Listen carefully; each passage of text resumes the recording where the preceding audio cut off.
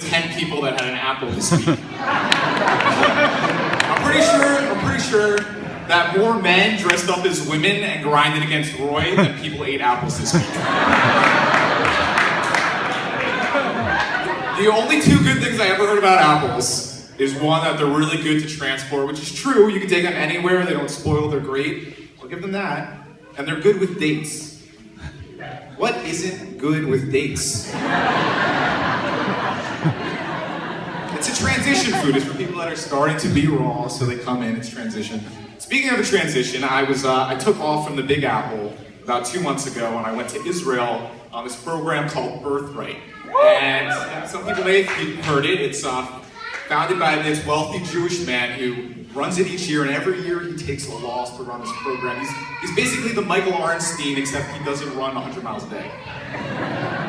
And I was on this trip, and I was immediately labeled the fruit guy, because there was 40 people, and I was eating fruit. They supplied breakfast and dinner, but you had to pay for your own lunch, because there's never a free lunch, obviously. And every single time, I would get tons of fruit for lunch. I got like 15 apricots one day, and a friend of mine came up to me, he's like, "Oh, nice, you finally found some fresh dates." I was like, "No, this is an apricot," so I told him what it was. I gave him one, he liked it. I ate 15 myself, but it made me think that people really don't know what fruit is. A lot of fruit. A few days later, I went to this market and I got a beautiful canary melon. And a friend came up to me and she said, "Oh, nice, you got a mango." I was like, "No, I didn't share any of the canary melon with her. It's not like that." And it just made me think that maybe we should turn the tables on them a little bit. So the next time you're at McDonald's and somebody comes back with their meal and they sit at the table and just be like, "Oh, nice, you got, what are these, ferret nuggets or something?"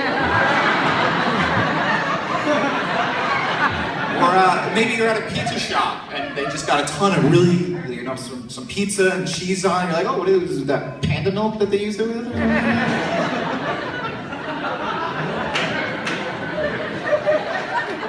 So the other day, I was watching some YouTube and I saw this one commercial. I don't know if you guys have seen it before. It's about Cheez-Its. And there's this giant wheel of cheese sitting on a table, and there's this psychologist who's asking the cheese all these different questions. And the cheese is really unruly, and he's just like mocking the guy, and it's to see if the cheese is mature. So the cheese is talking back, even though it doesn't have a voice, obviously. And they're trying to figure out if the cheese is mature. And it made me think, wouldn't it be great if there was some food that, I don't know, maybe when it was ready, it just became like an amazing, vibrant color. Or maybe, I don't know, maybe like when it was perfect, it would just smell so good that you just had to find it. You had to see where it was. That'd be great. Maybe if it just like fell from the sky.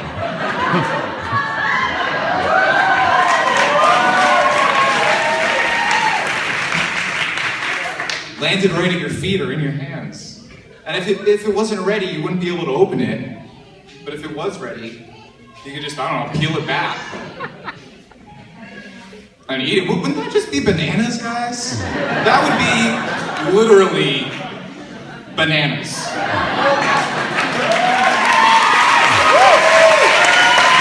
Thank you so much. Woodstock 2016! Marco Ranzi! All right.